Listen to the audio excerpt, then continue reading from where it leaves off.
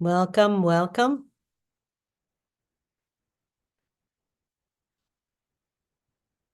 Welcome, friends.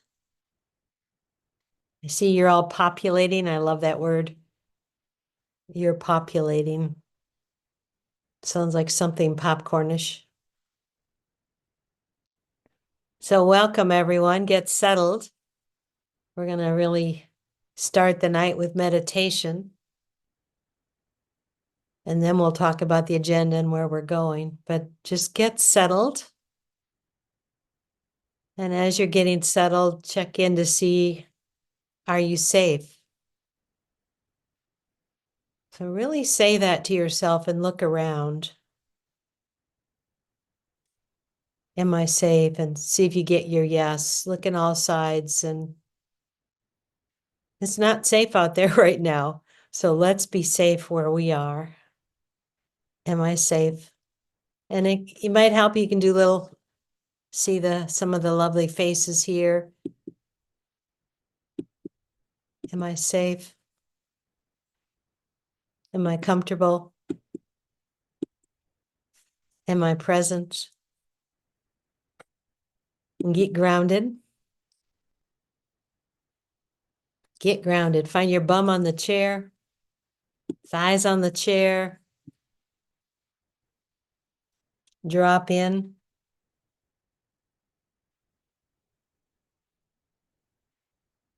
Really tune into the length of your body, vertical energy.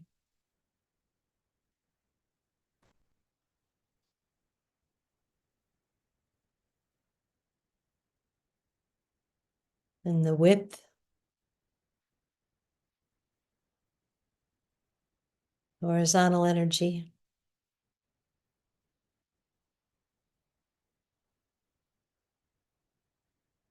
The depth, front and back.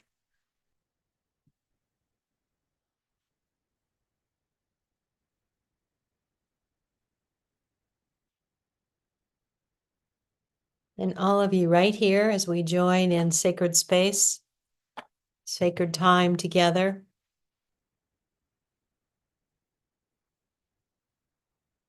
And we're going to begin with Sister Kinh Nghiem, who will offer a chant in Vietnamese and some silence.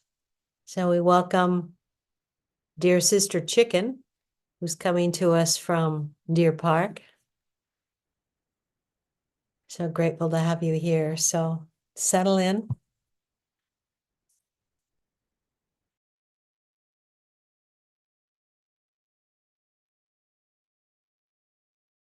And three sounds of the bell before we start the chant, and the silence too.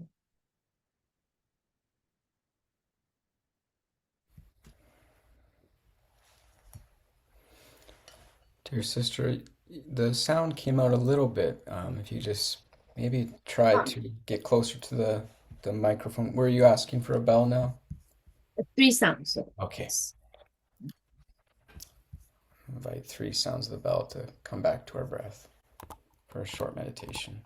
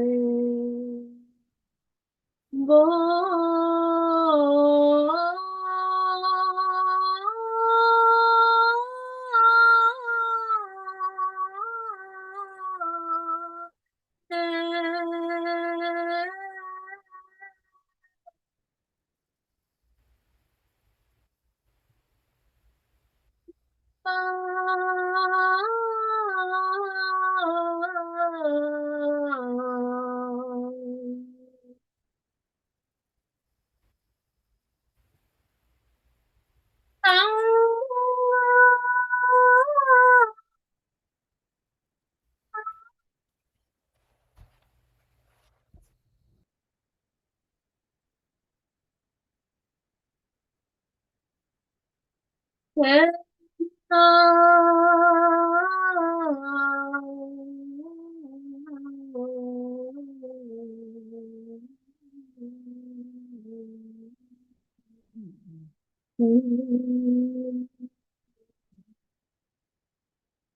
thì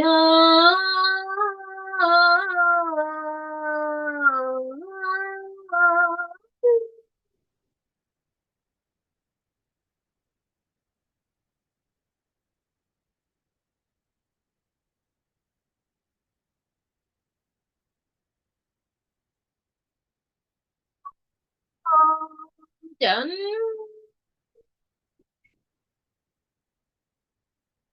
rõ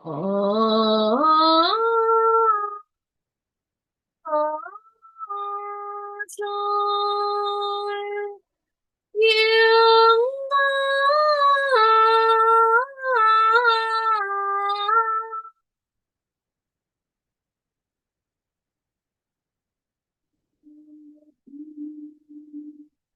có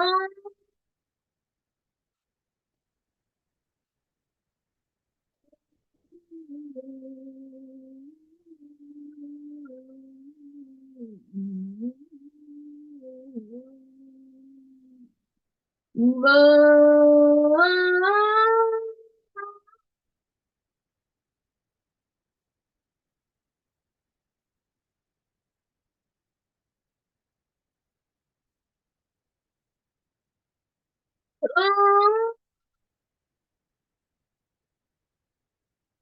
đại chúng tinh tiếng nghiêm tâm thiền tâm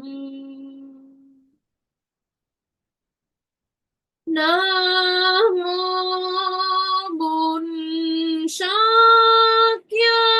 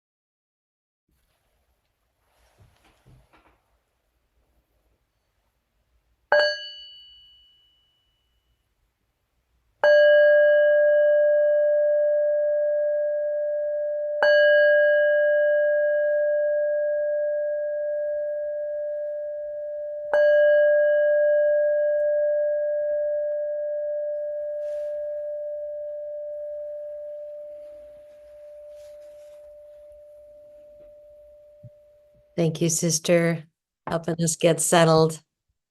I just wanted to kind of announce the agenda. Sister's going to offer us a short talk on some of the history of the oracle. This was an original Thich Nhat Hanh, not from Buddhist history, but from Thich Nhat Hanh history. And sister's been very involved in the translation of this poem. A special fact about the sister is tomorrow is her 27th year as a sister. Oh, 28? Did I have the wrong number? Yesterday. Oh, yesterday. Oh, I went dyslexic. It was yesterday. 27 years as a senior monastic in the Thich Nhat Hanh tradition. She entered the monastery when she was, if I got this right, 16, 15, 14, 15, 16. Okay. Young. I first met you when you were what? 18? 16, I think. 16. I met you when I was 16. Yeah. So sister's one of the elders in our community, and she's a lot of fun. And we're really grateful for her for experimenting with Dharma like we are tonight. This is a great experiment in Dharma. So after the talk, we'll talk more about the procedure, but just really welcome sister. Her family is in San Diego, California, and has a mom who's a Dharma teacher. And I think Sister Grape's a Dharma teacher too, is she? No, she didn't get the lamp. Okay. She's now teaching at Smith College, but she was a monastic in our tradition too. So please, thank you so much for joining us this evening and sharing the joy of the oracle. Thank you, Peggy, dear everyone. The Tale of Kieu is one of the oldest poems that we have in the Vietnamese literature, and it's something I think almost every single Vietnamese grew up being proud of. And it's the setting of it. It takes during the time of a little bit influenced with the Chinese, but it speaks about a young woman who throughout her life has gone through a lot of trials and suffering and tasted a lot of different faces of joys and happiness. So it wasn't always black and white. In Kieu, the main character, her name is Kieu, and that means beauty. Her name is Beauty, or Belle, if you want to say. And she's gone through a lot of difficulties, but also have come across a lot of joy and happiness on many different levels. And in her life, she meets a lot of different people, military, husband, partners within a brothel. And so she goes through a lot of turmoil. But in the end, towards the end of her life, she finds a spiritual path, and with the help of a nun. And so this is a 3,254 verse poem. So it's a very long poem. And there's almost say chapters to this poem, very similar to that Shakespeare. But in this case, Thich realized that he wanted to add a little bit, there's something that is so far away, so distant in the poem. We don't know whether it's true or not, the characters in this poem, but it is believed that it was used an analogy as a political turmoil during the time in Vietnam and in China. And so this is the idea. So people read deeply into it, but if you read on the surface, it's just really about a young woman who goes through a lot of difficulties in her life. And Thich saw the interbeing nature of the poem, how we're not so distant and different from it. And so this coming together, writing of this poem, and compiling these oracles from Thai himself, who started a new tradition. Because technically in most temples, they would have places where you go and you shake and you pull out a number of a bamboo, and then you go to a little cabinet and you pull out a little piece of paper that gives your oracle for the year. But Thai didn't want just something superstitious. He wanted really to use the oracle of poetry as a means for us to look deeply and go deeper into our own. So in this sense, there's always one line in which Thai says, as he taught us how to read an oracle. The one line is for us to practice, and one line is for something that we should do, the fruit of our practice. And through my experience, the oracle has never been wrong. And it really speaks to my own heart, and it speaks to every moment, every stage of my own practice, wherever I'm at. And so this part in Thai we have brought out for the Plum Village tradition, these, I think, 210 verses that he compiled together with different stages and different parts of the story of Kieu, and putting them together. And through that, we can understand the Tale of Kieu more, but even for ourselves, it's almost like an invitation. So this is really having to know a lot about not only just the story of Kieu, we also have to understand the history, the choice of words and the layout of the words and the putting together of everything in order to really interpret the deeper meaning, not just a simple translation. But overall, this is one of the most enjoyed practices in Plum Village during the New Year season, just to offer guidance.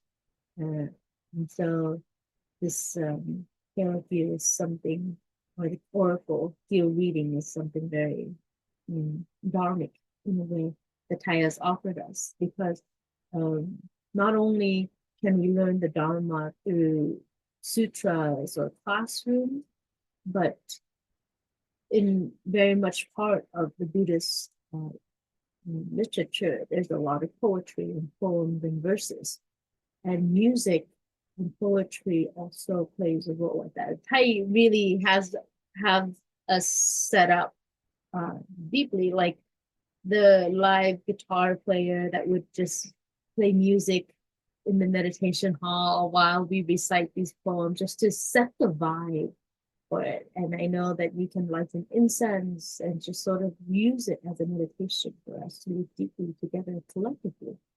And it's very much about the nature of interbeing and interdependence on this. So yeah, it's not I hope you enjoy this evening for the Tale of Kieu. We have 4 oracles, I think, myself, Ava, Peggy, and Mary, and we will offer our practice and presence for all. Thank you.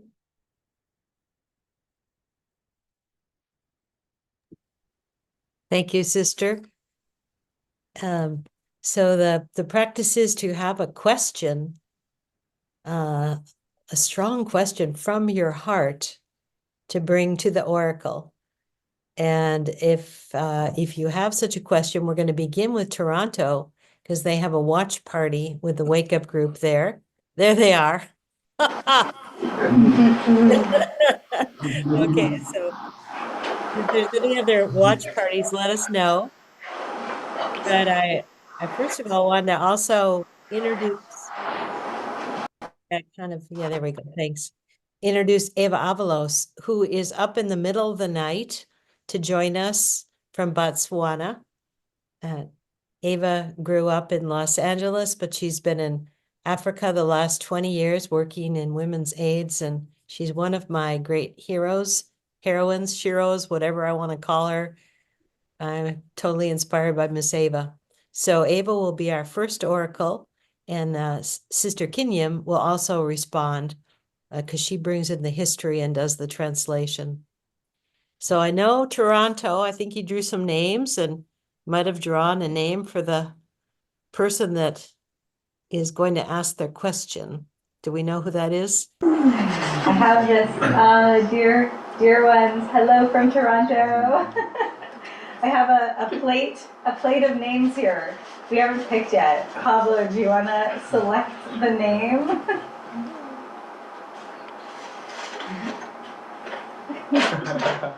Any other guidance also for our question asker? What type of question?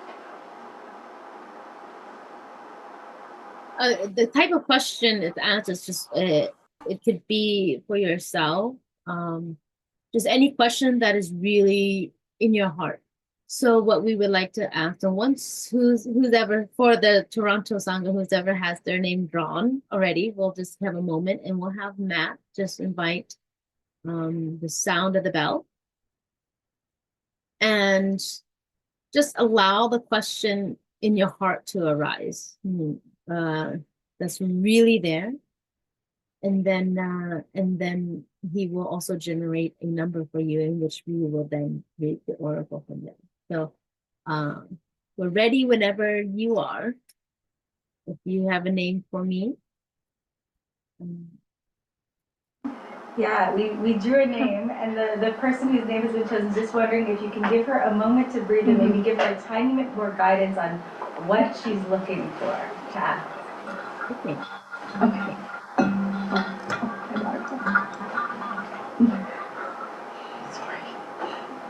So it's a question from the heart. Okay, so right before we ask the question, we'll listen to, because this is the first oracle, we'll listen to 3 sounds of the bell. And so that'll give you time to breathe. And then you can hear your question.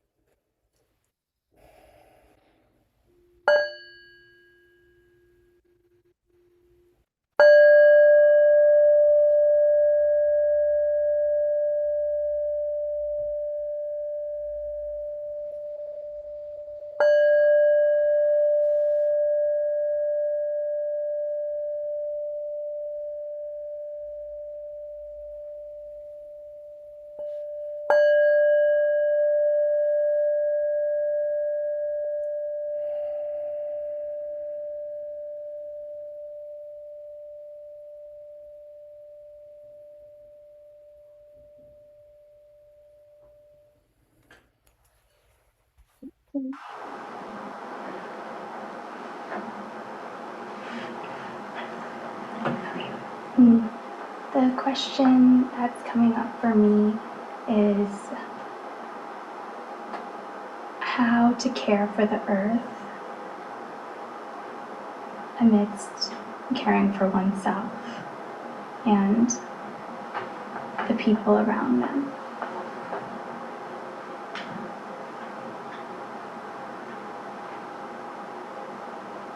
Okay, so the oracle has given you number 102.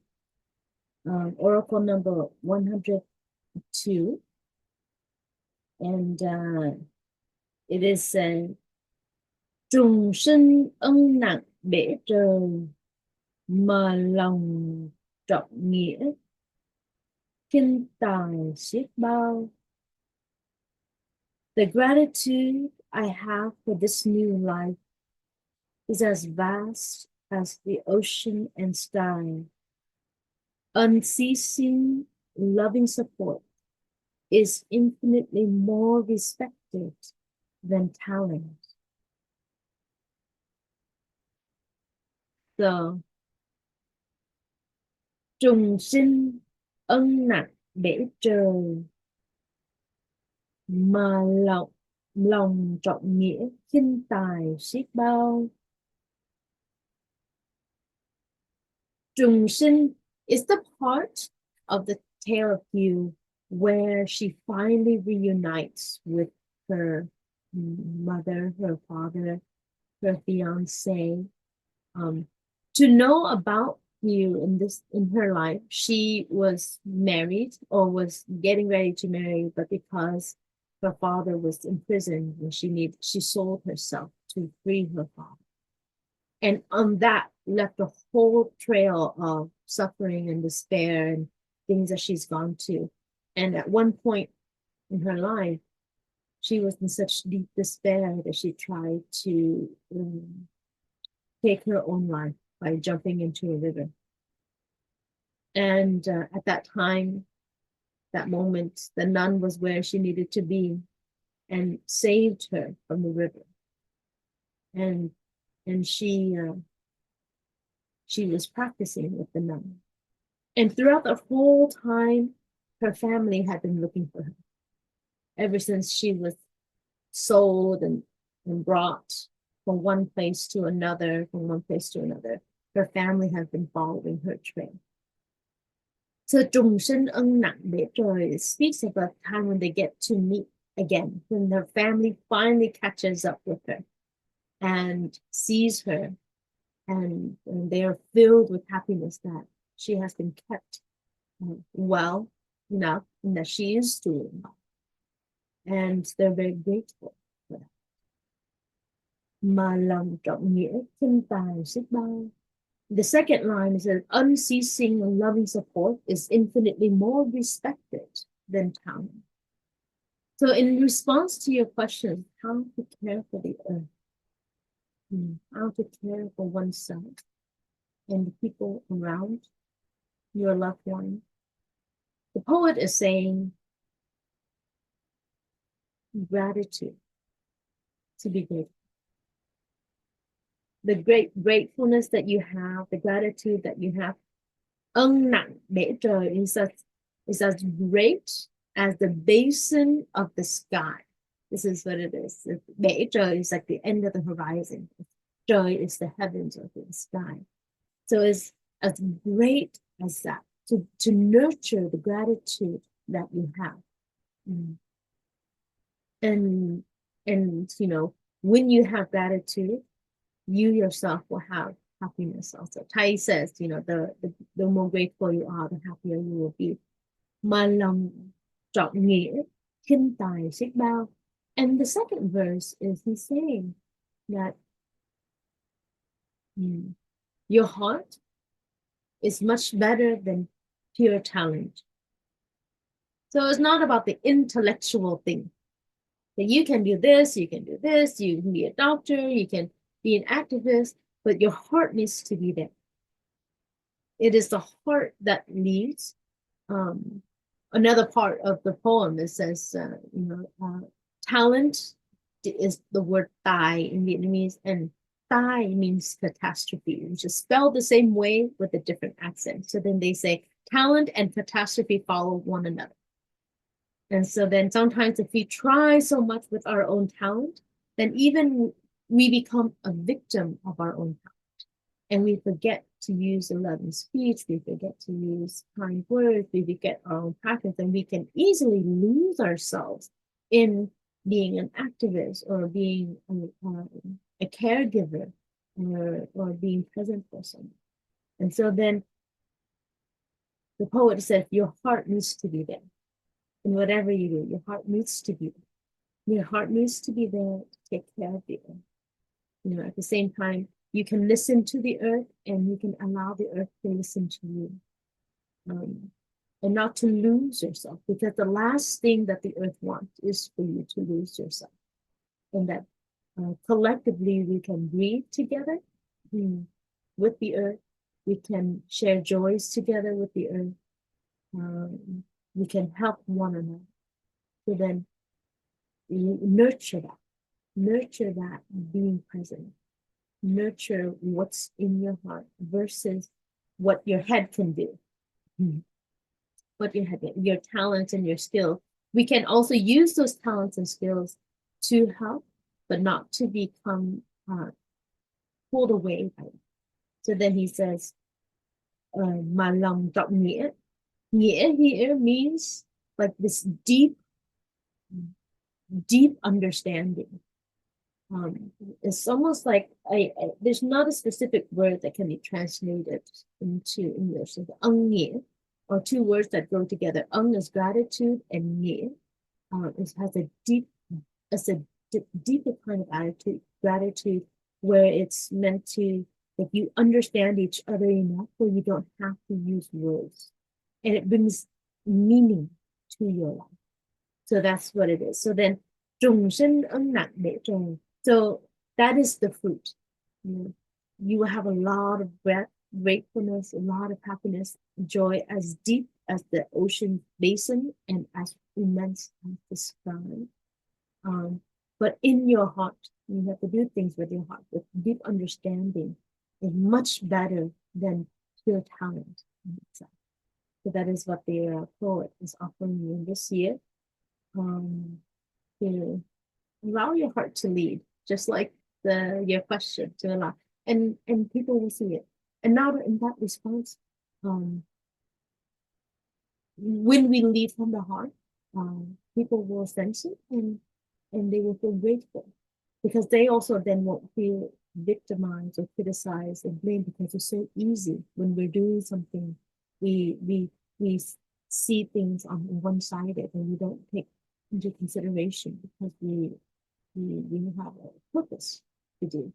But in Thai teaching, we want to embrace everyone, even those who we think are the cause of our anger, to also embrace them and to understand them. So thank you. Thank you for your question.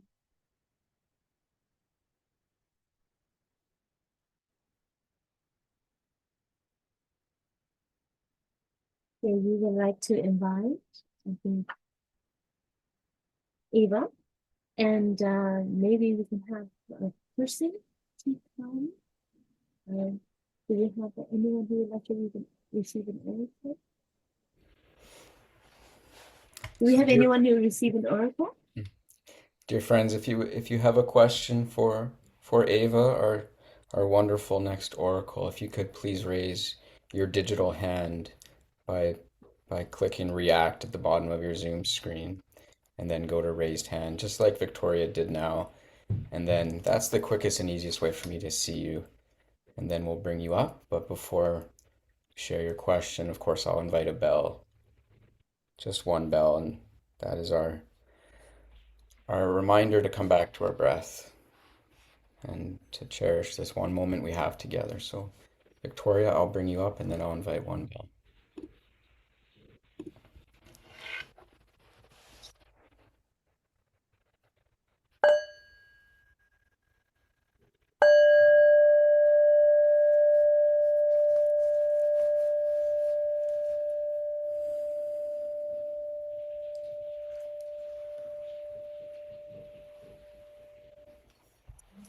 Victoria, may we have your question?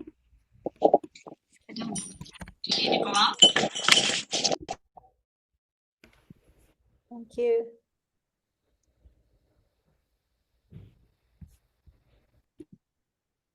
My question is regarding a calling. I woke up in the middle of the night recently feeling strongly called to make a huge change in my life, my career, to pursue training for for chaplaincy, and it seems like I'm being called to hospice chaplaincy.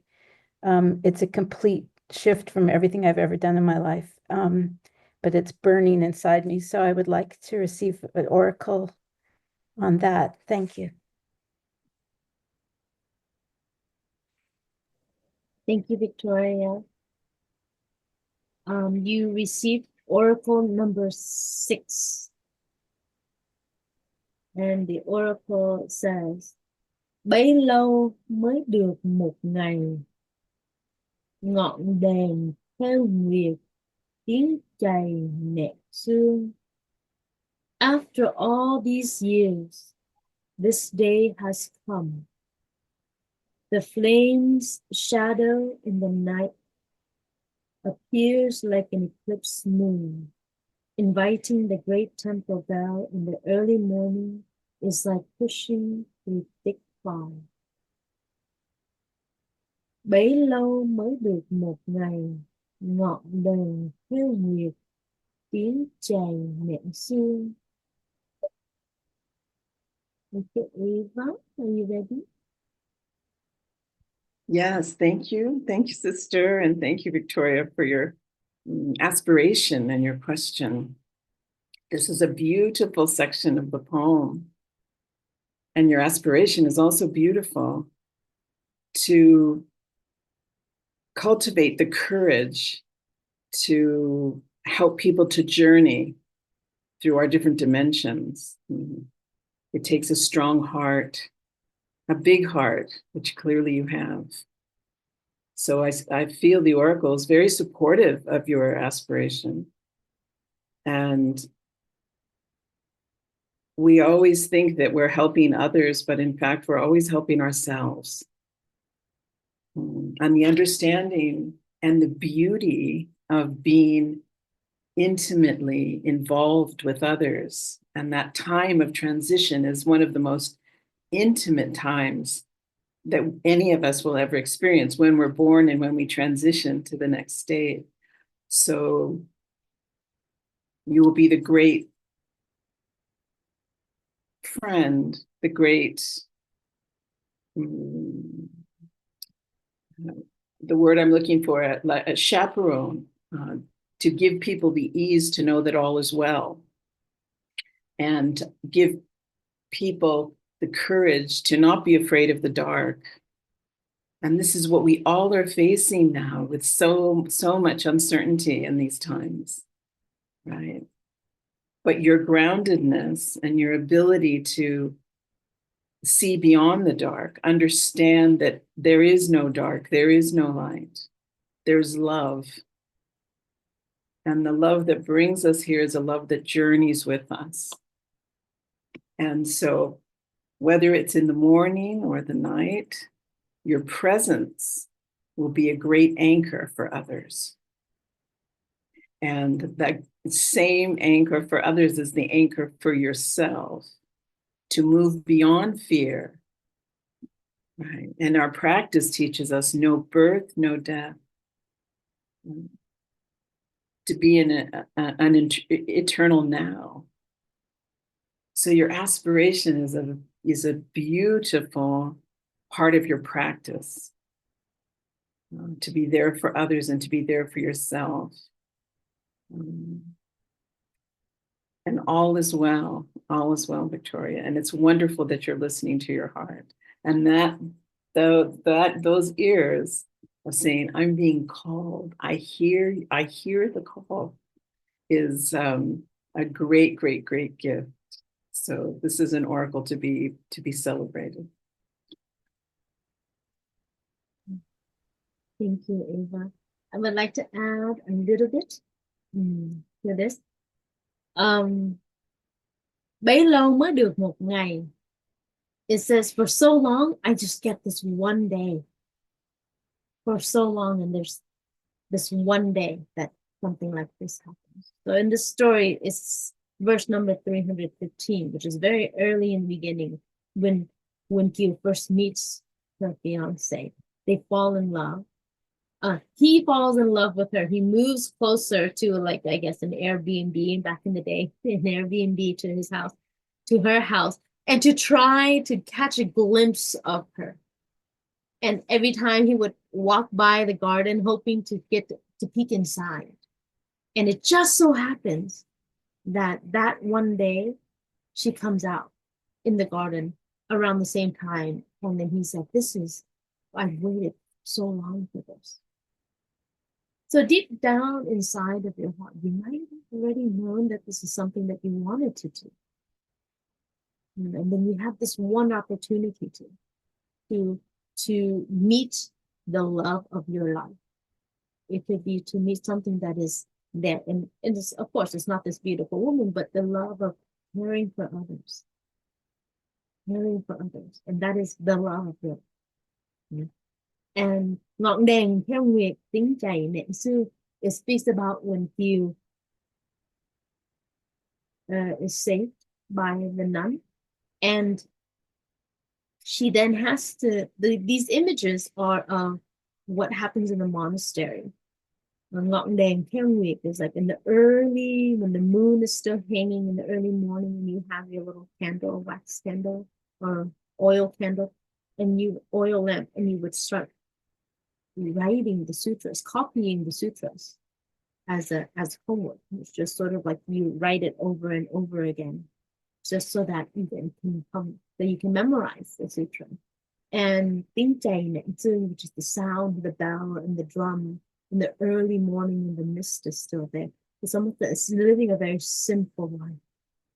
Very simple life. It also says, if you're gonna start doing this hospice, you're gonna be studying a lot and writing a lot. But in this sense, it's like that's what it is. It's just like you have this opportunity, you have this chance. But the most important thing in writing the sutras or listening to the bells or doing a chant in the early morning is about a simple life and not to get ahead of himself. And that every moment that we do that is a moment of joy.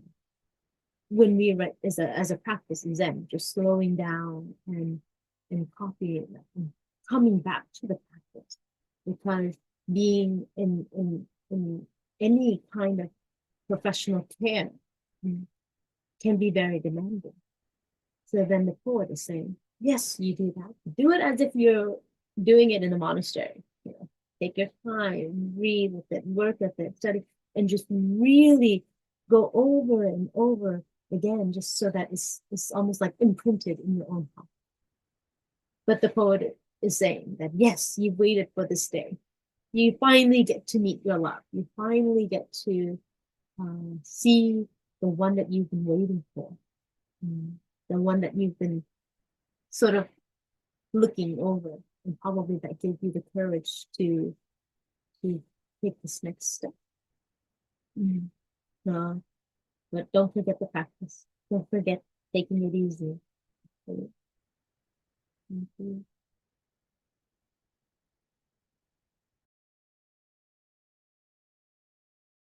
I think our next oracle is Larry. We'll invite Larry to come. And Matt, do you have someone who's going to receive Felicia? Felicia? Okay, wonderful. So we'll listen to a sound of the bell, and then you can read and allow the question in your heart to arise while you receive the oracle.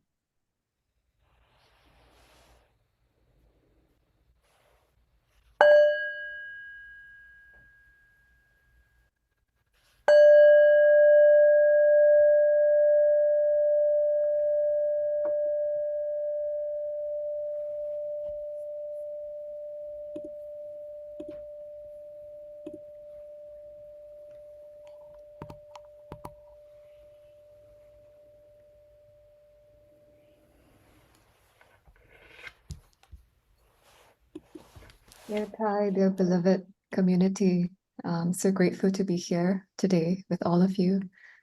I have been on a personal break and intentionally trying to work with some of my habitual energies of running into the future and also anxiety. My question for the oracle is that I'm wondering, when will I know that the conditions will be sufficient for me to move from this phase of rest into the next phase of action and moving forward? Thank you.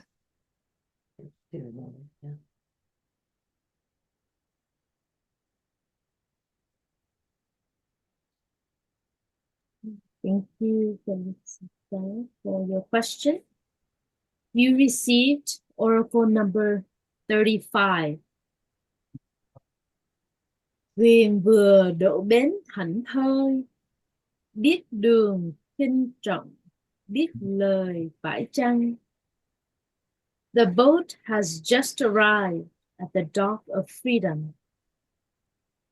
Distinguish the path that is worthy from that which is unworthy, no words that are virtuous. Thuyền vừa độ bến thảnh thơi, biết đường trinh trọng, biết lời phải chăng. The boat has just arrived at the dock of freedom. Distinguish the path that is worthy from which that is unworthy, and no words that are virtuous.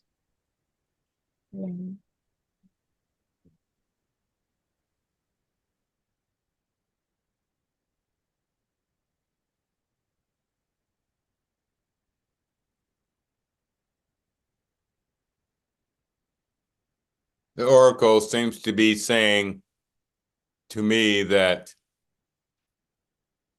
you are in a place of what might be called making a decision about the road less traveled, to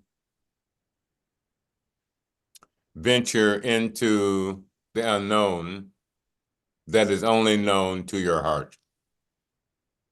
And the destination is an every moment experience. Mm-hmm. There's not something away from you that you have to go toward, but you have it all already now. The oracle says, take care of it, nourish it, feed it, celebrate it, and don't try too hard.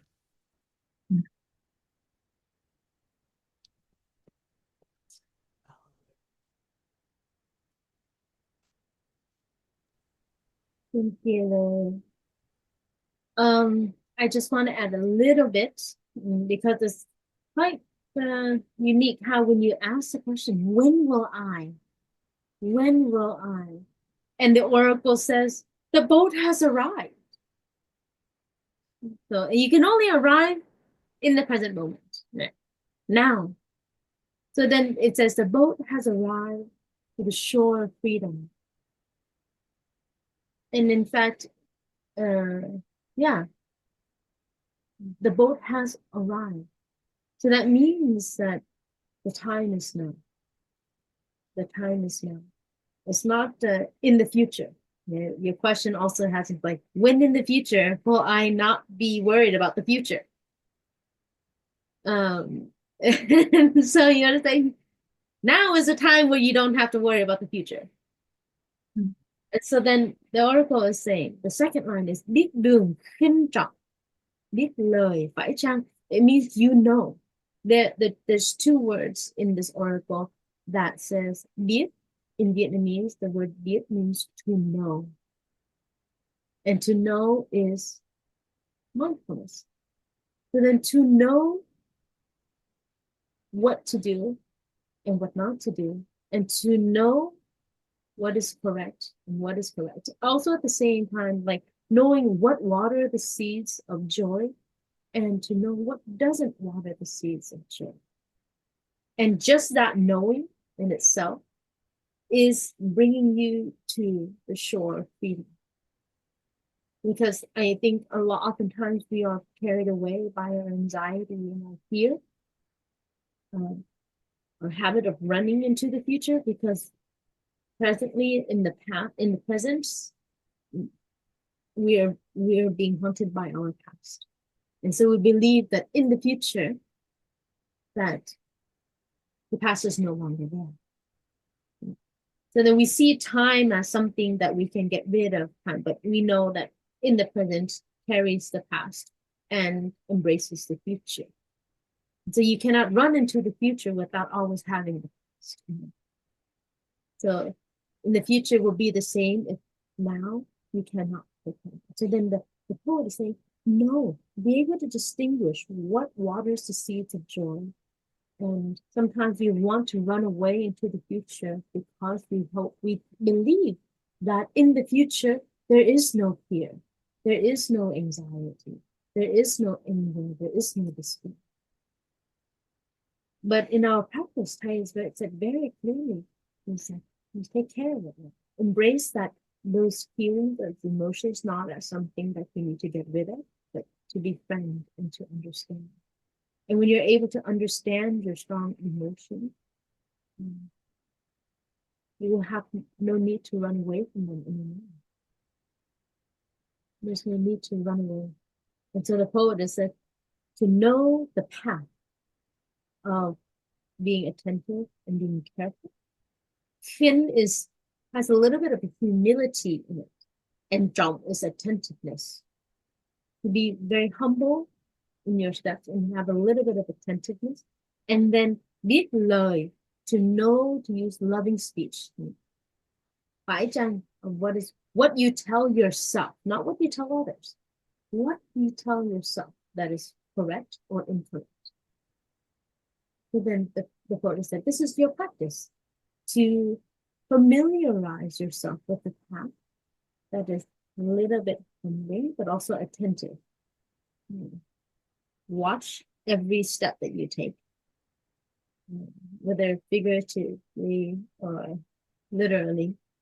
So watch every step, and to be attentive and to know what you tell yourself. What you tell yourself. And if you practice that, it will bring you to the shore of freedom. But then it says not in the future, it says now. Just now.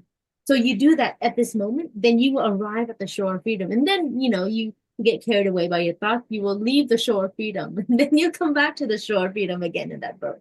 But the poet is that this is what you need to do. Practice knowing, practice the calm, practice loving speech, the things that you tell yourself and that you create to make your own belief.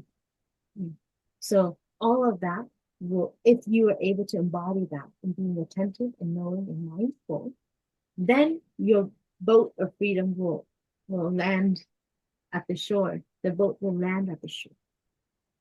And that will help ease more. So yes, or like Larry said, the path is there. The path is there, and we can do it. But careful and know what.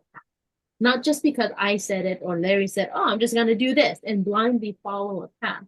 But if without you knowing, then you will continue to run away, because then that path is this is not I don't know what this is. And then you start to have fear and anxiety.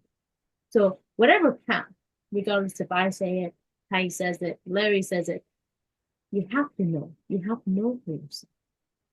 Why you walk on such a path, why you practice, why you feel inspired to practice. And if that gives you that motivation to continue. And so knowing here or being mindful here is the poet has reminded you twice. To know, biết đường kinh trọng, to know what words to tell yourself, what words that nurture the seeds of aspiration and understanding and compassion for yourself, or which words that create suffering for yourself. But thank you. Thank you so much, brother and sister.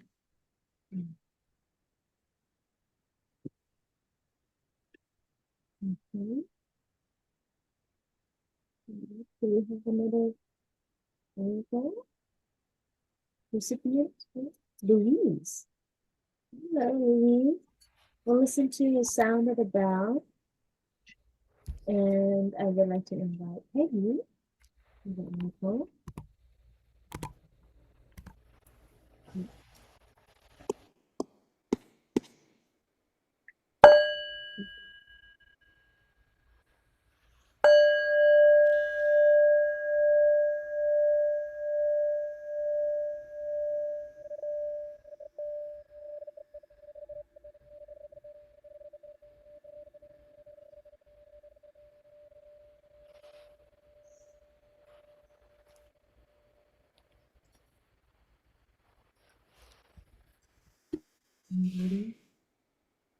Sister, ready for the question? I believe so.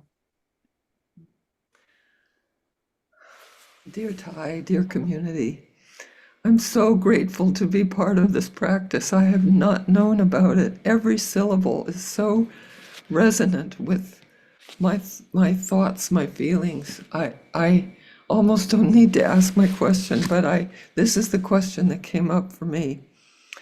What steps will help us heal the wounds of colonization in ourselves and in our earth, in our world? What steps?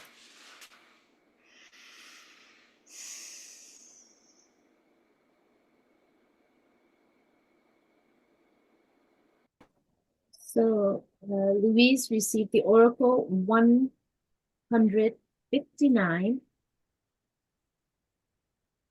and the Oracle reads: Kệ kinh câu cũ thuộc lòng, triều dân hôm sớm, mây lòng trước sau. She learns the old sutras by heart. Morning and evening tides ebb and clouds float freely. Kệ kinh câu cũ thuộc lòng, triều dân hôm sớm, mây lòng trước sau. She learns the old sutras by heart. Morning and evening tides ebb and clouds float freely.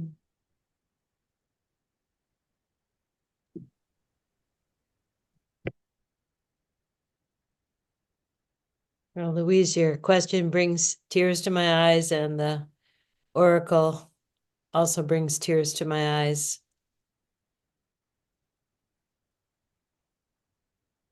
And as I sit with you, I see the woman you, the being you that has learned the sutras by heart and has watched the water flow and has watched the clouds flow by. And I know you as a deep practitioner.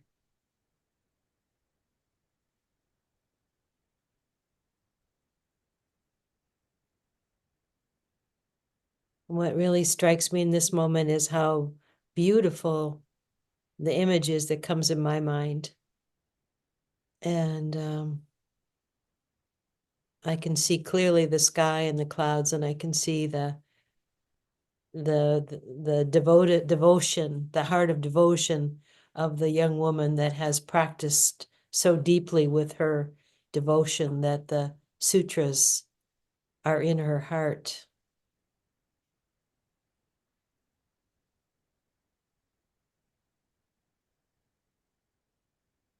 And the one thing that's coming up for me, and I'm glad Sister Chicken's here with the book here, but is about beauty.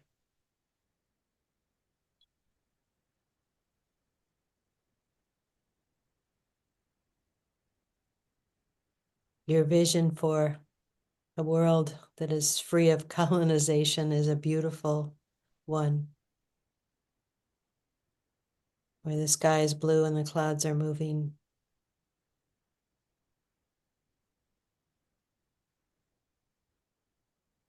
And I wondered just about making beauty.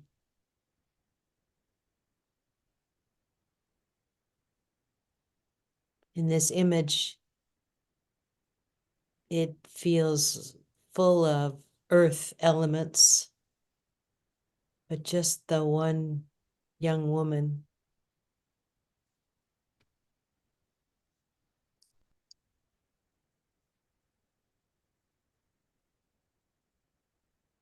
So that in me calls me to the young maiden in myself, that is full of hopes and dreams. And it kindles, and it's that part of me is kindled with devotion, that practice of devotion that keeps my heart young.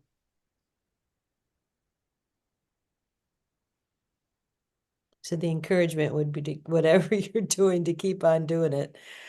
There's something beautiful with your practice of beauty making and your dreams of beauty making. And Sister can add, but I appreciate, Louise, the good dreams for that live in your heart of devotion. And as I'm seeing your heart too, they're like etched on the heart. So there's something about faith that only comes from practice. Faith isn't a belief, faith is our practice. And the oracle is grateful for your faith.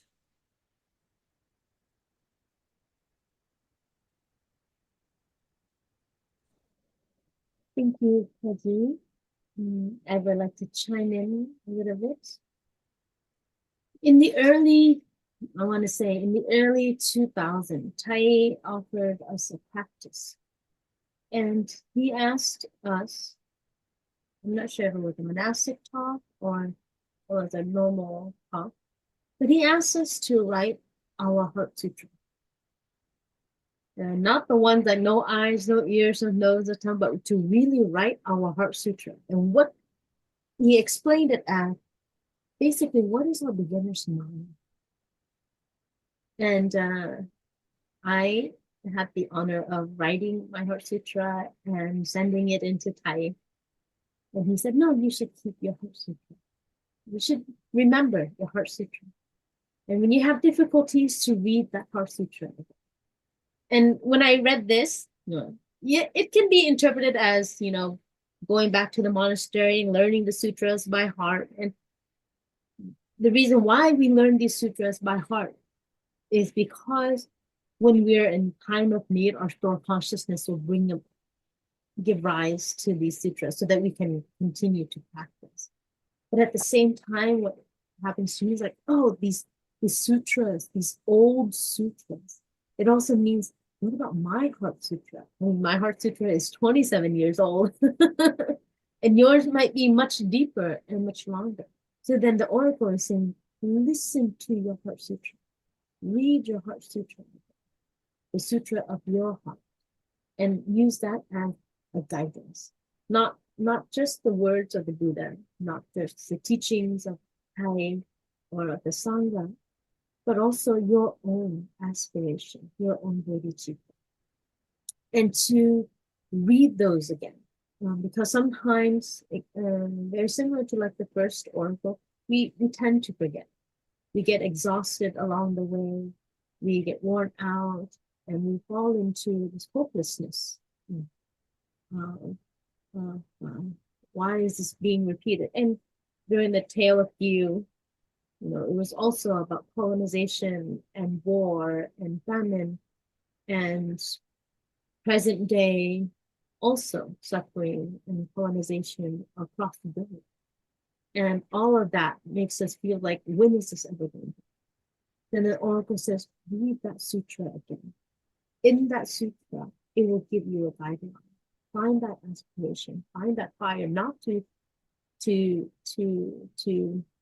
give yourself a sense of false hope, but to start over again and to see it as something that motivates you to do. Chiều dâng hôm sớm, mây lòng trước sao. It says about the rising tide. And the rising tide, for sure, every morning there's a tide, and every evening there's a tide. Sometimes high, sometimes low, but it happens like clockwork. And so then that also something that you can do to keep you steady, have that stability like clockwork. Things that happen and things that go. It comes up, it's a high, and then it comes down. But you don't suffer because there's a good wave or a good tide, and then when the water recedes, you don't suffer when it disappears. But to allow that come and going, the morning and the evening times, that happens inevitably. And so then things happen in tides. Mây lòng trước sau. It's like mây lòng, your heart is light as a cloud before and after. So it's not affected by the coming and going of the clouds or of the waves. So then if you read the Heart Sutra, learn about your bodhicitta again, you can always add more to your own Heart Sutra. To learn it, to read it, to be inspired by it. And then to have more insight from it. Because this is also why, as monastics, we read the sutras over and over again. Because the first time you read it, you have some insight. And the second time you read it again, you have this aha moment. And so then the poet says, that's what you need to do. That's what you need to do. And then with that, the rise and falling of the tide does not make you have these ups and downs and fall into despair. It's easy. So you're in the right place. Just read the sutra again. Read your Heart Sutra again.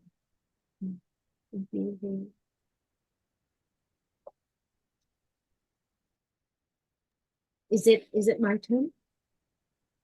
Or It's Yes, your it's your turn. okay. So let us listen to the sound of the bell. And who do I have next for the oracle reading?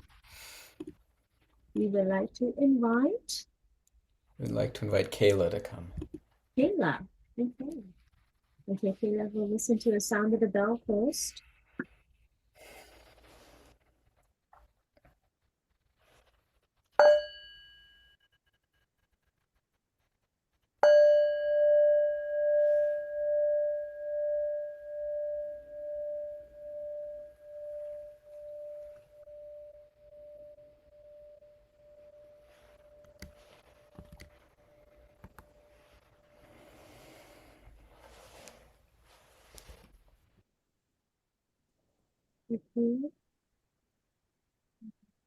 Hey, dear Ty, dear community. So I am studying clinical mental health counseling right now, and my studies, along with my spiritual journey, has me feeling like this deep longing, a calling. It's getting more intense. I'm feeling the need to use my voice and to get out in my community, but I have a lot of fear of being seen and being heard and using my voice. So where do I start and how can I let go of this fear? That is my question for the oracle. Sao cho muôn dặm một nhà. Oracle number 81. Sao cho muôn dặm một nhà. 15 năm mới bây giờ là đây. How to unite the 1,000 paths under one roof. 15 years have passed. Newness is now here. Sao cho muôn dặm một nhà. 15 năm mới bây giờ là đây.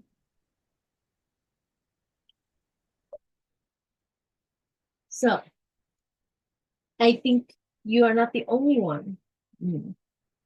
Only one who has this fear of speaking publicly, being known. I'm one of those that also like to be in the background and doing things, but that doesn't mean that it's not important. Sao cho muôn dặm một nhà. So there's muôn dặm means thousands of ways of being, thousands of paths to walk on.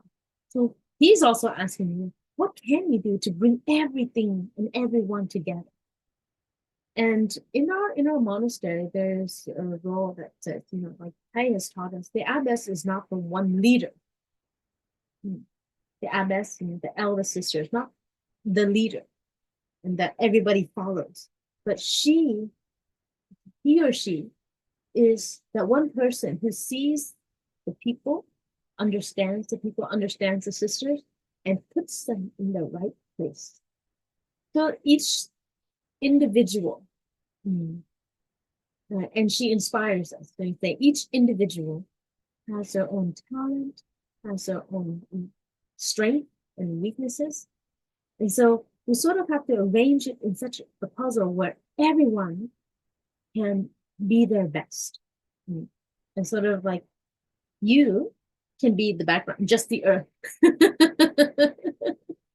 And then you nurture everyone so that they can be their best. But without that, the whole thing will fall apart. And so then the poet is saying, how can you bring all these talented people together and offer, create the best conditions for them to flourish, to offer their best? And that may be where your talent is. It doesn't have to be using the voice, but you can just being there and inspiring others and helping them create the conditions for them. So sort of like any single plant that you in the garden, as a gardener. Some plants like full sun, some like partial, some like full shade, some wants a lot of water, some very little water.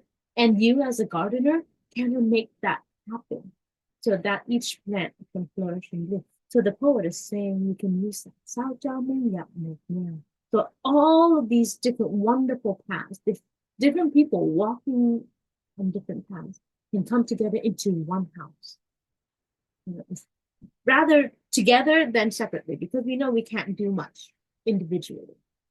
Coming together as a community, being inspired by one another, and then supporting each other and helping each other. 15 năm mới, bây giờ là đây. It means that sometimes we think that there's something in the future. 15 years have passed. But the newness is right now. So it's something that we've already been doing. We don't have to wait for something to happen in 15 years. So this is not projecting the future. He's not saying that you start now and then 15 years later it'll be successful. It doesn't have to be. It's like it's right now because it says là đây, right here. 15 năm nữa is 15 more years is actually being realized in this moment. So it's saying that what you imagine, that, oh, I have this too. I've never imagined myself doing an oracle reading online. But this is what happened. Is it's like, oh, okay, then we just go for it. And it happened. And then it continued to happen. And then bringing everyone together. So then it says, you don't, just a spark of aspiration. You'll have this spark in this moment. And then he's saying, what you need to do is not do it by yourself. Bring everyone together. Bring everyone together under one roof. And this roof can be roof of understanding, roof of love and aspiration, and not to limit ourselves. And then what you imagine that 15 years would be happening is already taking place. So then this practice now, well, the first part is the harder part of how do I inspire people? How do I know how to place the person in the right place? What is their real talent? So it takes a lot of listening deeply, a lot of, even for yourself, where is your real talent? And just understanding what that is, and then with your colleagues, like not everybody has a knack for paperwork. Somebody with the work that I do at the monastery, not everybody has a knack for filing and paper and filling out forms, and I've been doing the same job for 15 years, but I can't expect some sister to just like, hey, I don't want to do this anymore, and it will make her suffer more too. So there's understanding that things that bring people joy, brings you joy, and brings that, are a little bit more challenging for others, and creating the conditions to help them indirectly embrace those challenges also as a sense of community. So then the first practice is, how can you bring everyone together in one house? And this is, in Buddhism, sometimes we speak of the house. There are 3 types of house that we want to leave from, but there's one house that we want to be in. The 3 types of house that we want to leave from is the house of greed, hatred, anger, ignorance, and pride. The 3 poisons are the house that we want to leave.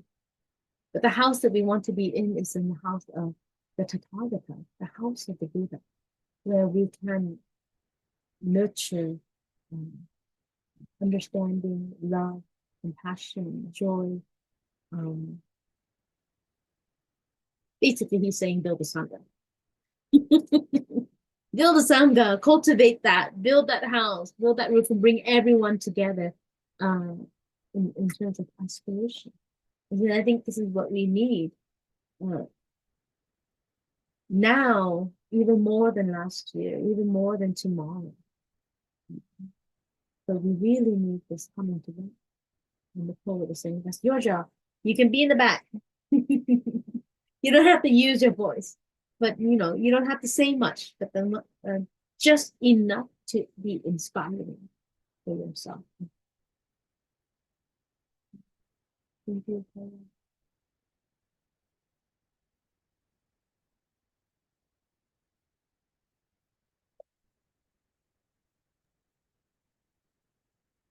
Like Ava and Rhonda. We'll listen to the sound of the bell first, Rhonda, and then we'll hear you.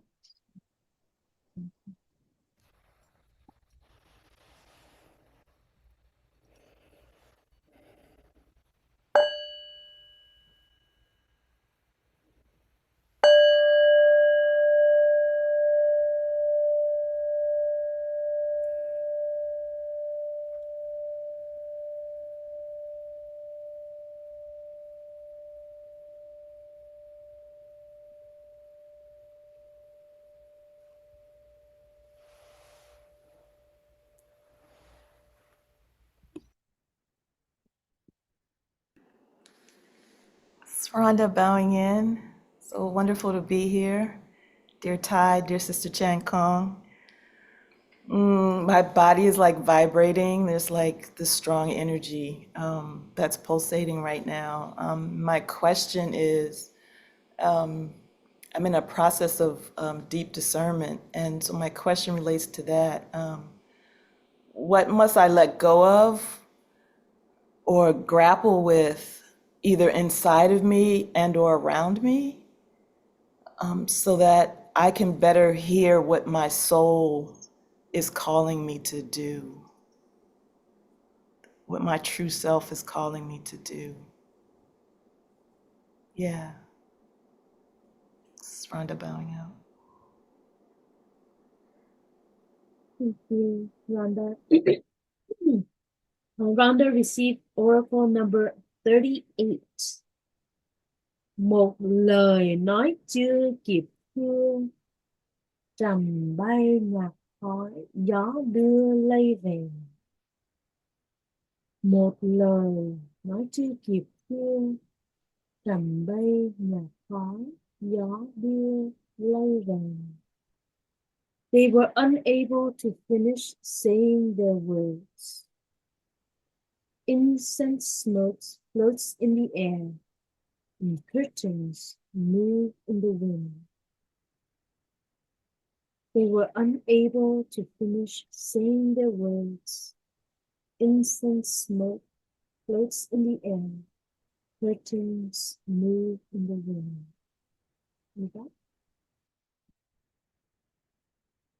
Thank you, sister.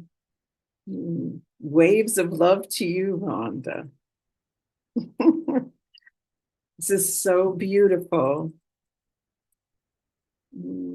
It speaks to me of the fact of something that we always forget, which is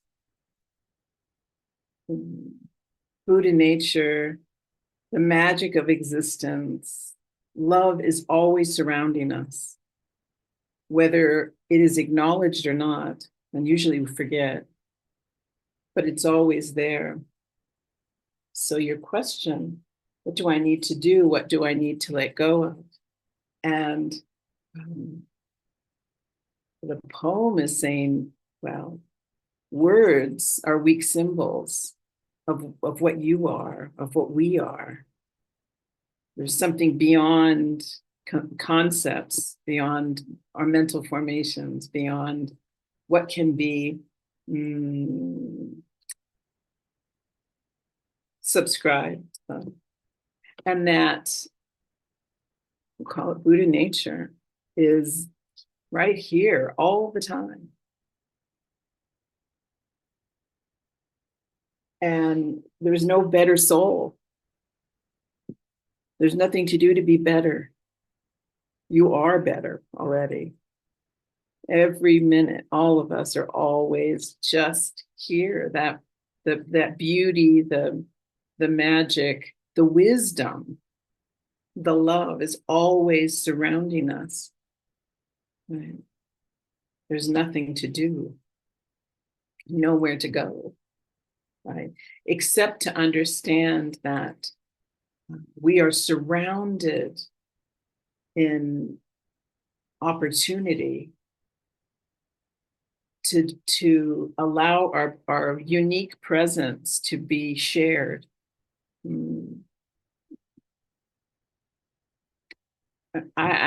you arrive, I don't know if you've arrived from another country to New York City, but when you do, there's a long, long hallway, and an artist has created these huge concrete curtains that are moving in the wind, that they look like they're huge and concrete. But have you ever seen that when you come into New York City? Oh, and I just love it, because it's like, oh yeah, we were just floating in this wind of, it's amazing to fly. It's so amazing to fly. And then you're in earth, and then these curtains in concrete are reminding you of the cool breeze, right?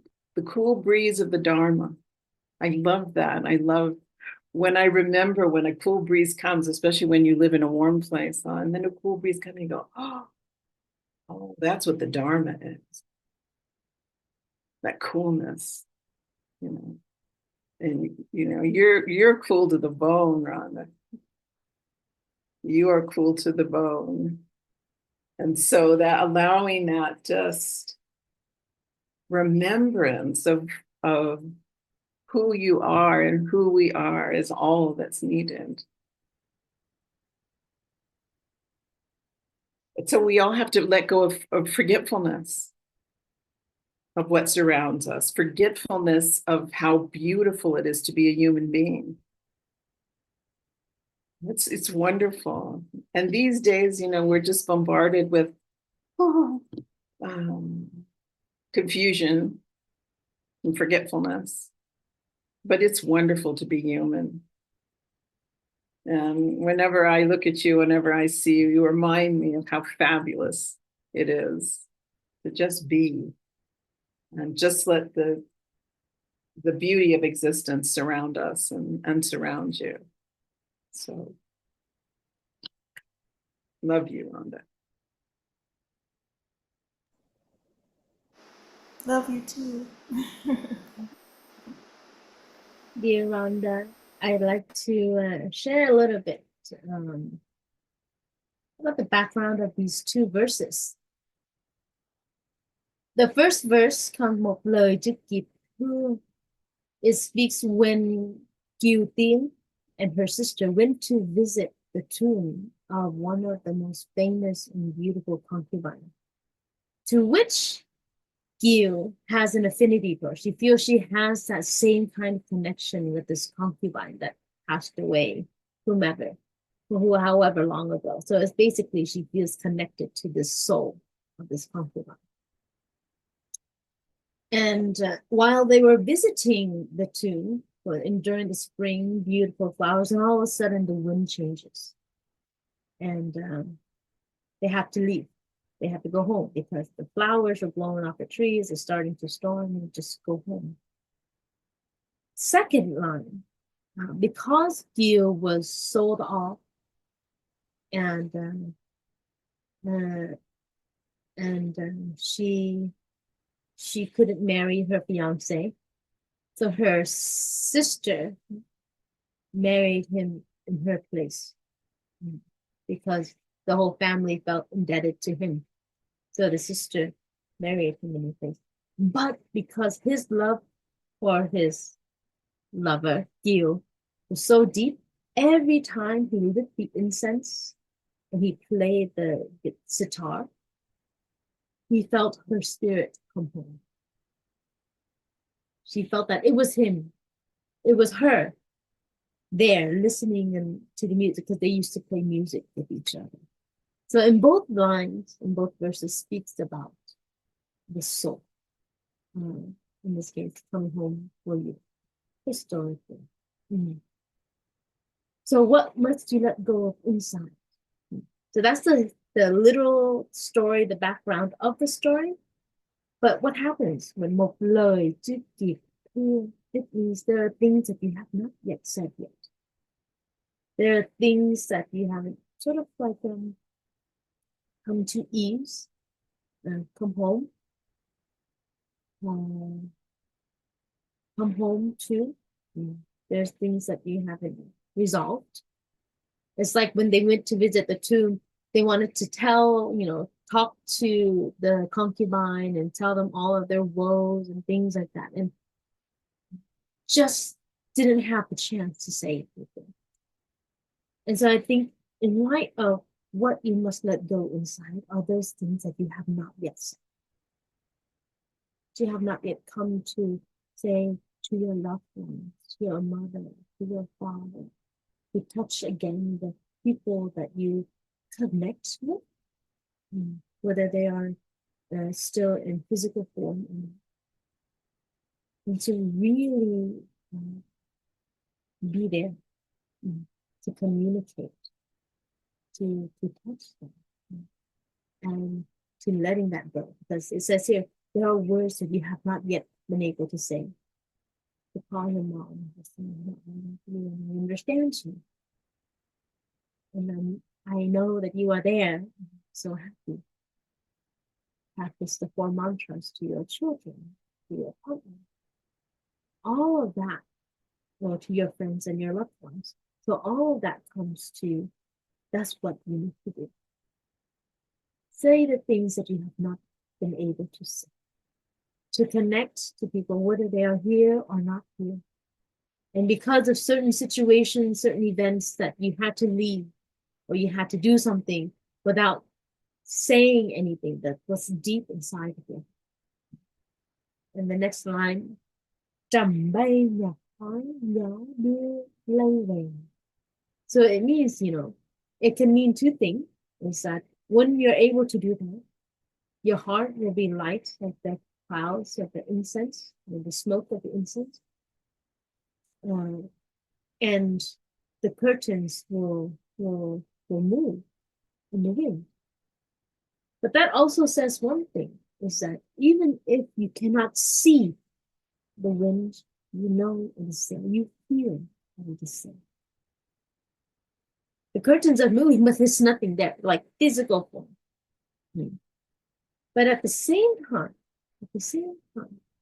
that lightness that you have with the smoke, and that lightness, in this part of the story, it says that he believed that they can hear, that Kieu was there, that Kieu has always been there, like Ava shared, soul is there.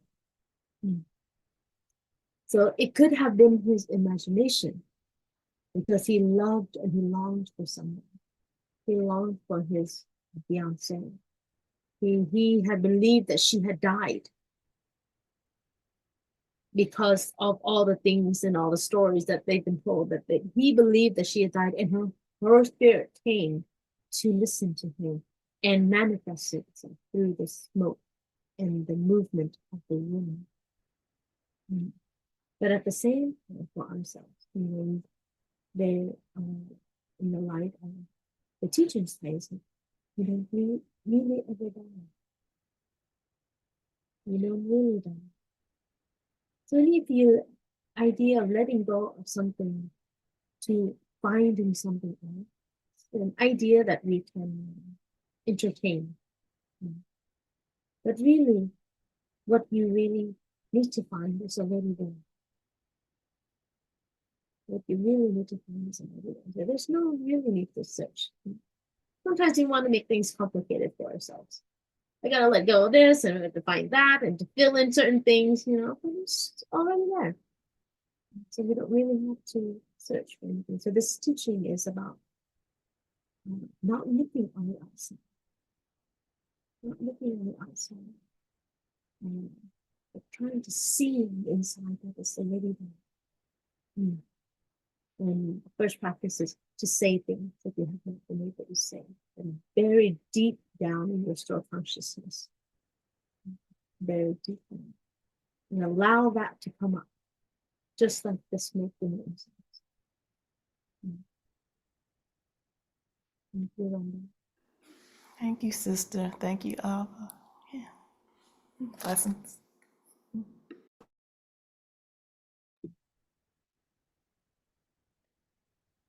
So, sister, we're running over time, but we think we'll take one more, if that's okay with everybody. And if people need to leave, they can. But are you game to do one more? Sister, are you gonna miss dinner? I can't hear you, hon. You muted? It's lazy evening, so I can eat later. Not a problem. Okay, cool. But Ava, you've got permission to go to bed. And it's a little late in Botswana. No, it's So, okay. I'm wide awake. Thank you. oh, okay. So we're gonna take at least one more.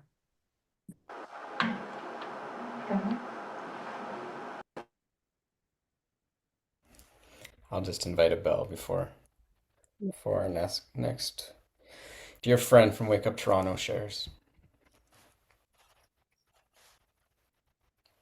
And for those that do need to leave early, thank you so much for coming. Thank you.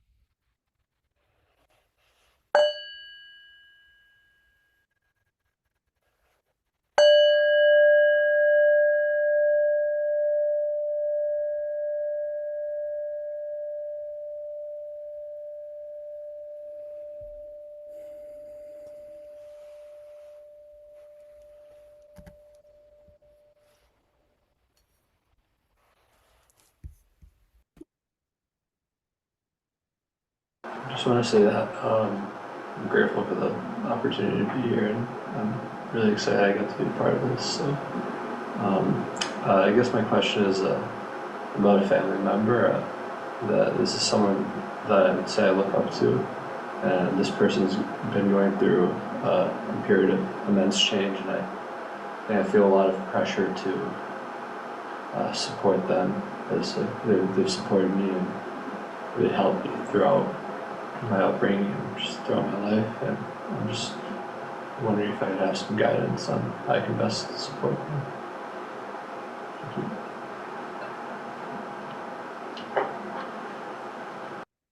you. Our friend received the Oracle 108. Bây giờ tình mới tỏ tình, thôi thì dẹp nỗi bất bình là xong.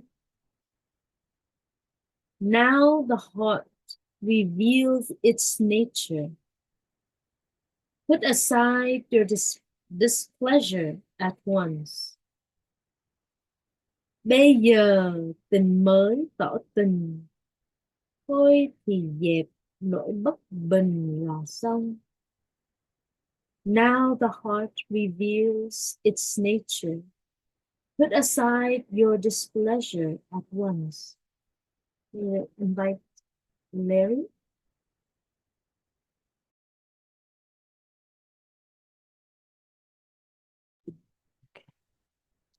What's his name? What a beautiful question. His name. Please say your name again out loud clearly.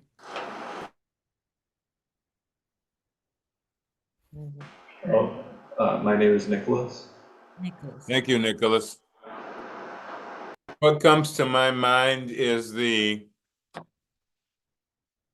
principle and practice of reciprocity and the natural flow of how we care for one another, even when we don't know that's what we're doing. You have been called into a moment of stepping into a new level of reciprocity. And a part of what the Oracle is saying, that it is always a two-way process. Be sure you are nourished. Be sure you are cared for. Because as you are cared for and nourished, you can then give care and nourishment.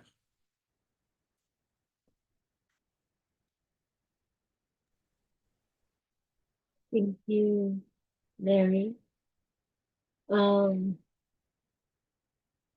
this, the first line of you, so these two lines come from the same timeline in her story. And it speaks about when she was bought from a brothel to be second wife of the general. And in this part, it says, bây giờ tình mới tỏ tình. Now the heart reveals its nature. It speaks of a time when Kieu was betrayed by the first wife's real schemes. You know, she was intentionally saw what was happening and how she had to know her place in the household. And she's not the first wife, she's second wife. Thôi thì dẹp nỗi bất bình là xong. It speaks of the time when also with that husband is to let go of that anger and that anguish.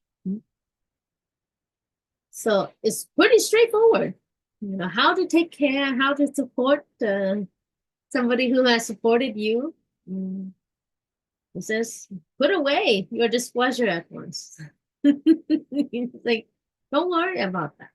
Don't worry about it. Because, you know, sometimes, and I see this, I had to take care of my parents also, and I don't know who you need to take care of or support, but this can apply to anyone. But when you take care of someone, it's so easy to fall into the trap of anger, fatigue, tiredness, and impatience, especially impatience, because you have expectations. You have things that you want it to be this way. This is how I'm going to love you. This is how I'm going to support you. And you either take it or leave it, kind of thing.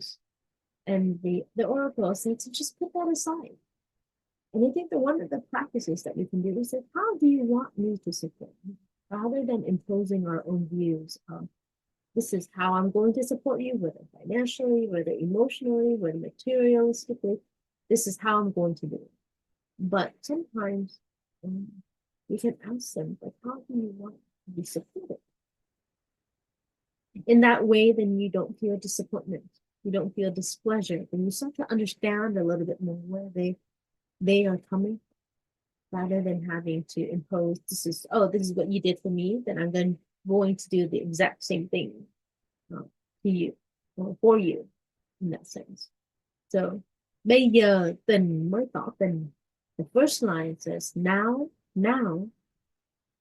Tình can be translated as love.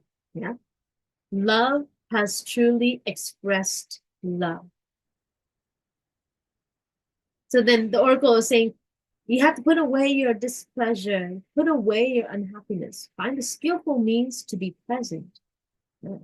Find a skillful means to be present. And right now, love will truly reveal love in itself. Without your ideas being clouded by your perceptions, but really understanding the person that you are supporting and what kind of support that they really need. Because sometimes, you know, I know for myself, when somebody asks me to help me with something, I feel like, what, you think I can't do it? I get a little bit of pride because everybody has a little bit of that, you know. So then it's saying sort of like to have that sense of humility in relationship to the person that we love. And to love is to understand, to put away that pride. And so instead of saying, this is how I'm going to do it, is that, how would you like me to support you?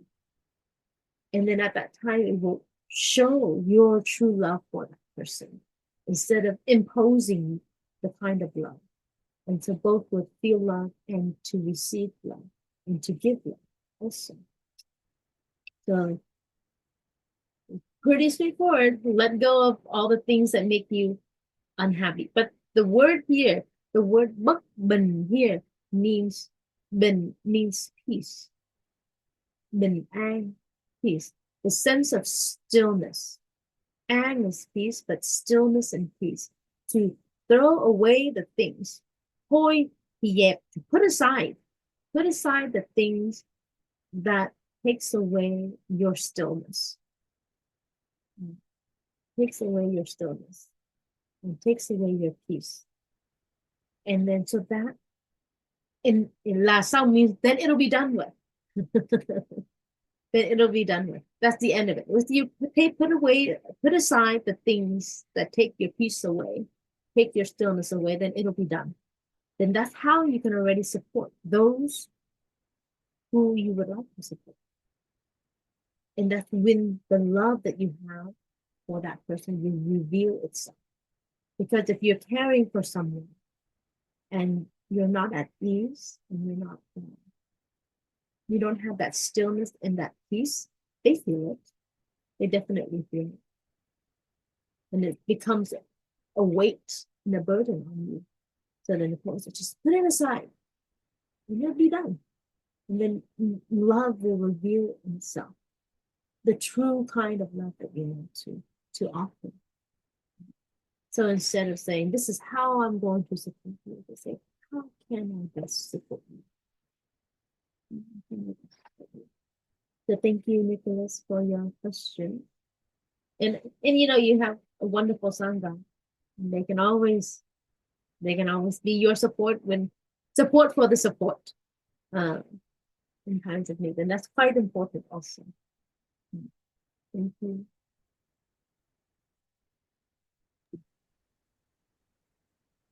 What do you think, sister?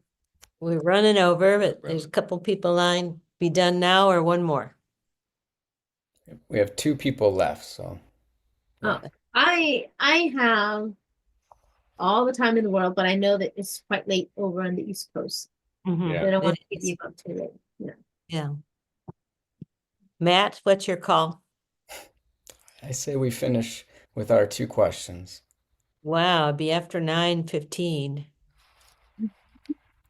Okay, that's Matt's vote, but he's mountain time. Okay. Okay. Another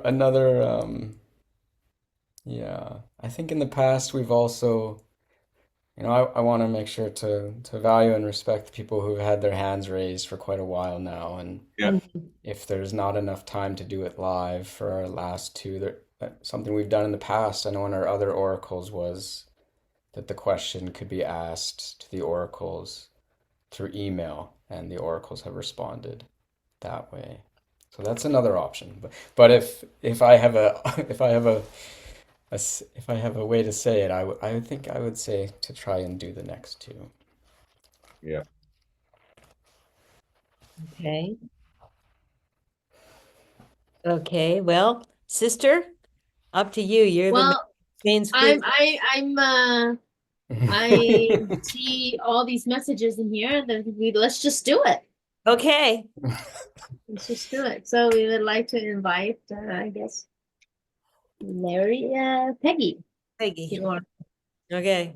so we'll listen to a sound of the bell and we'll Rhett. have Rhett. Rhett.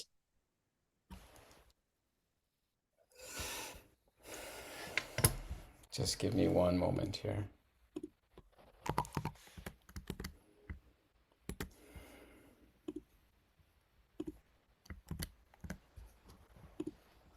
Okay. Listen to a sound of the bell.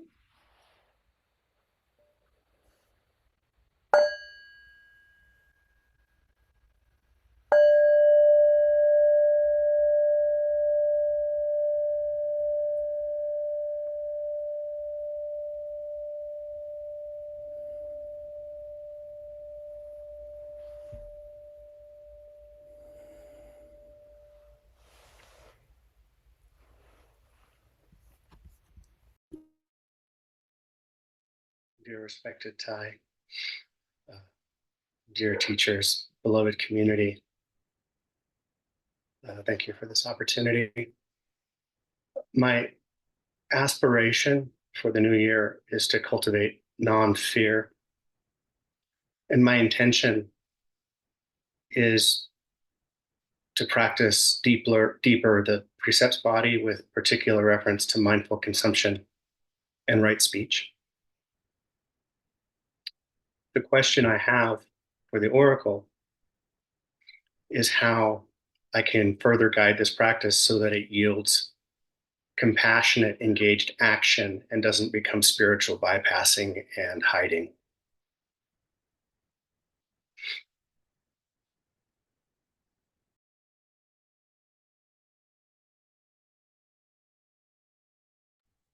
The oracle has given you the oracle number 87.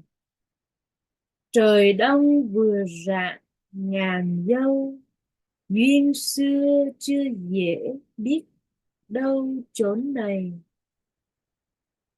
The eastern sunrise illumines the mulberry forest. Who would know she would be reunited with her first love here? Trời đông vừa rạng ngàn dâu, duyên xưa chưa dễ biết đâu chốn này. The eastern sunrise illumines the mulberry forest. Who would know she would be reunited with her first love here? Thank you.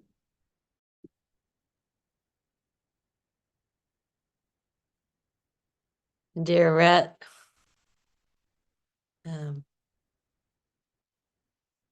how wonderful it is to witness your practice and your commitment to grow your heart as wide as the world. The phrase reminds me of beginner's mind and the dawn and the rising sun and a new chapter, a new day, a new moment.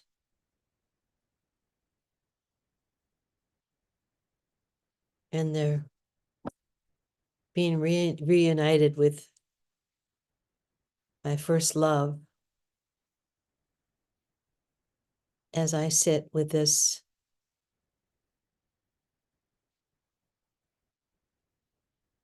it's that original face, the original love, the original heart, diving into the deep heart of compassion.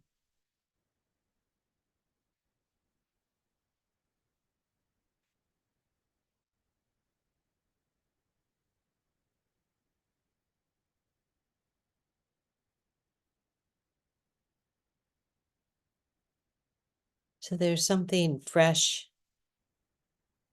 and new and yet old as I hear this phrase, this old love in this new day, in this new moment.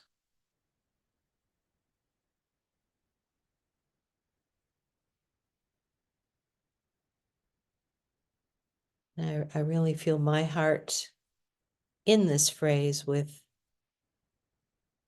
connecting to the great heart of compassion that's always flowing all around us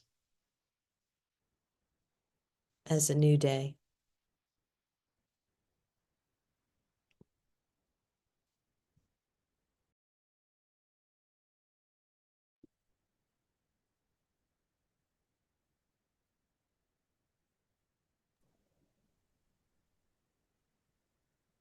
Uh, the first line, trời đông vừa rạng ngàn dâu.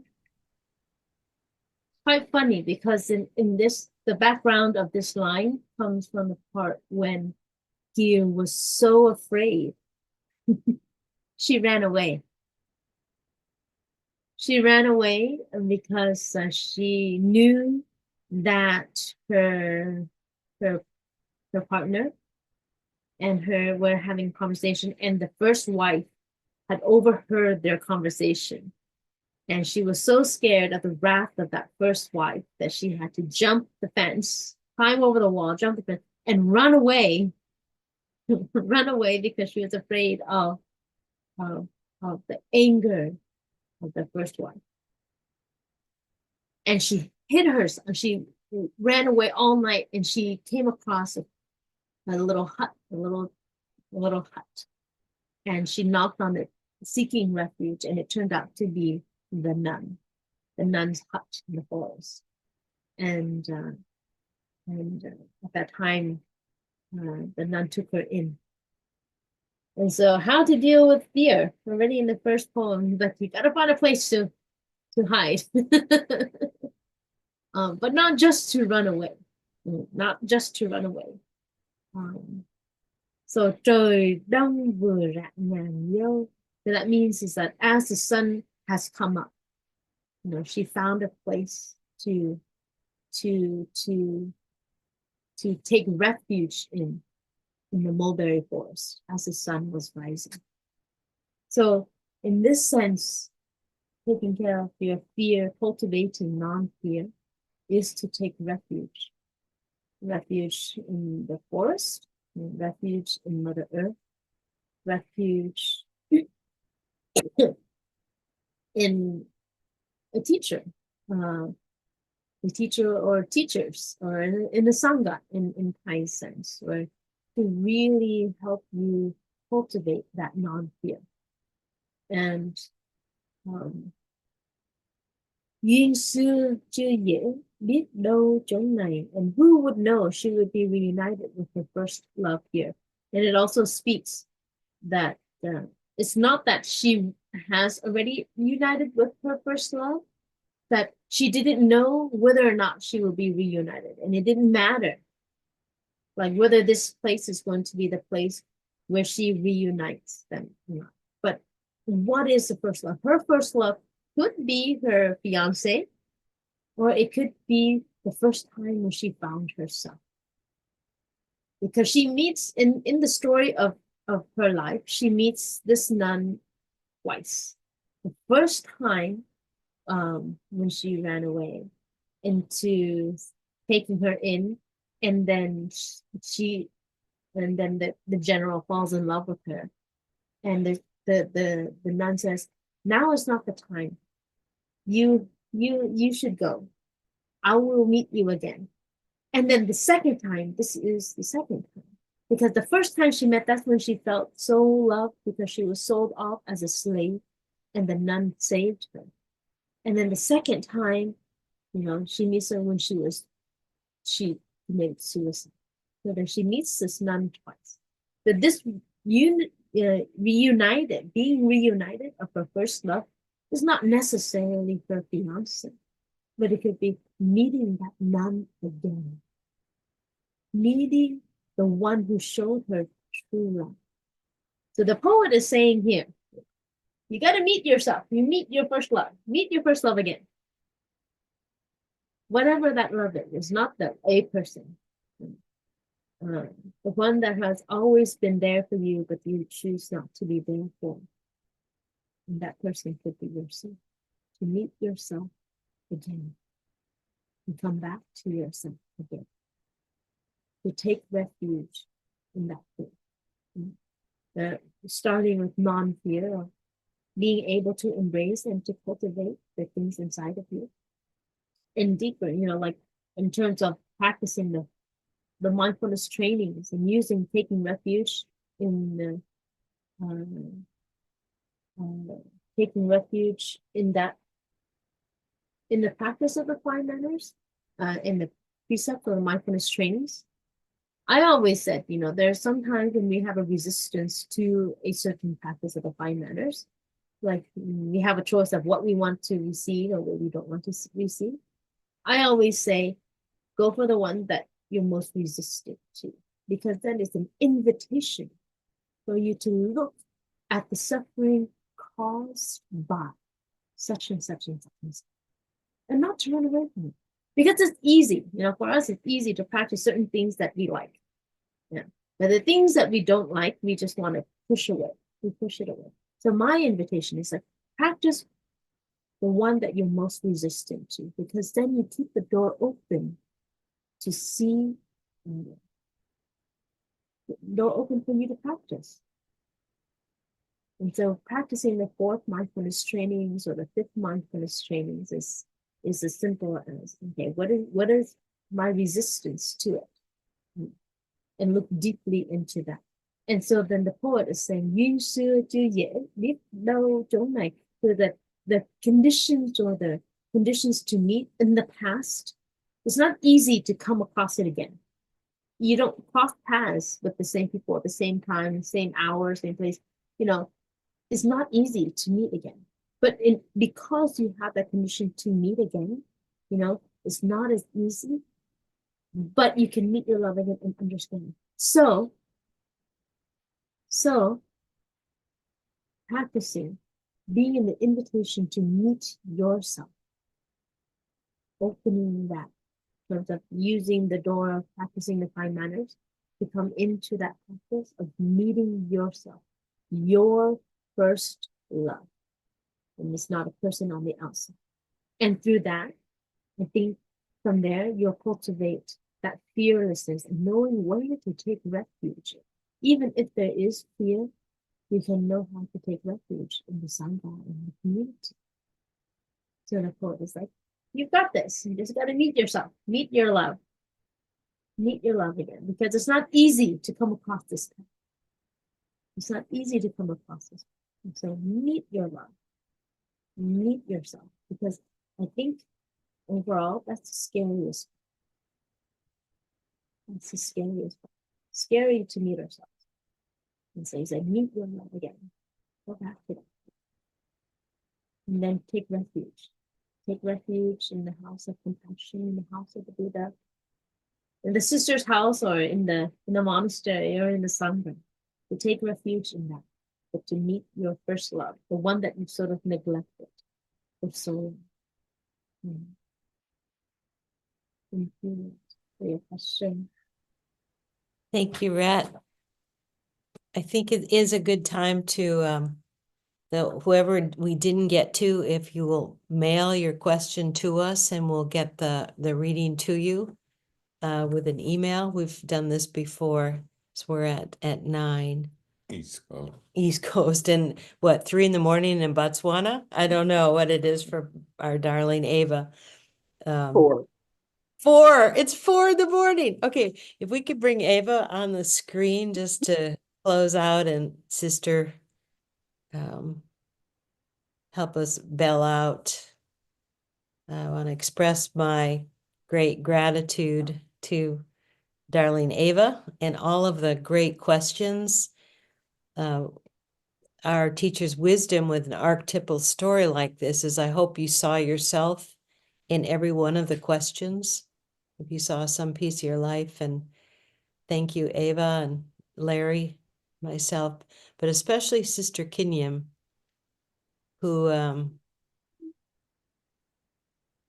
what do we say about her, Ava? What do we say about her? Fabulous. Fabulous is good. Matt, I also know a thing to get Matt down here too, who's been behind the scenes and been very diligent in supporting the practice. A special shout out to Toronto and the Wake Up community and the university community there. We want to end with some bells, but Matt, anything you want to say, sister, before we bell our ways out of here to conclude? Oh, no.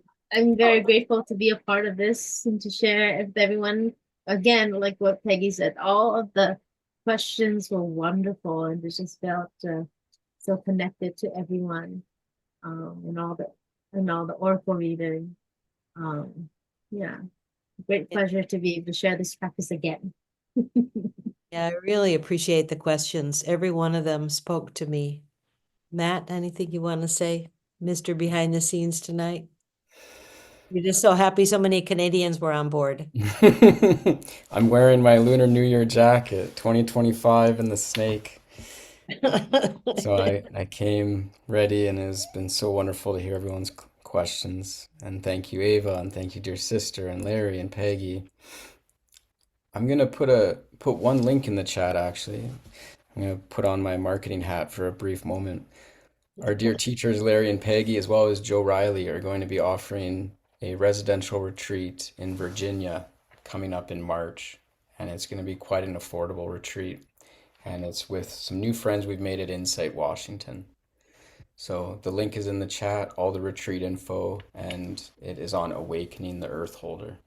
So a really important one for these times. So check it out. And affordable means the retreat is $100.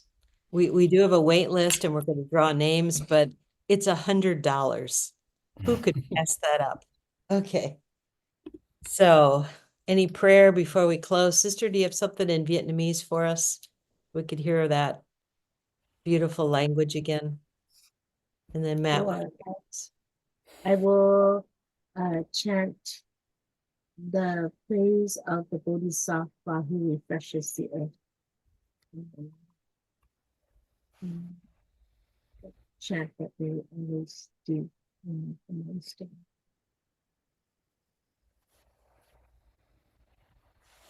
Đâu cần dương liệu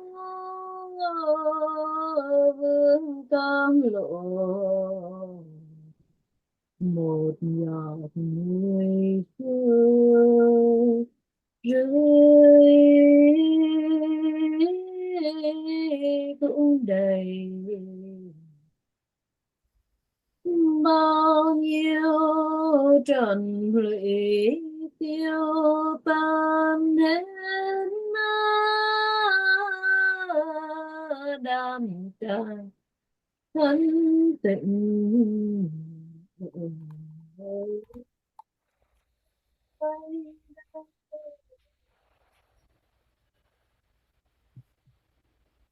Nam mô Bồ Tát Anh Vương Địa Nam mô Bồ Tát Anh Vương Địa Nam mô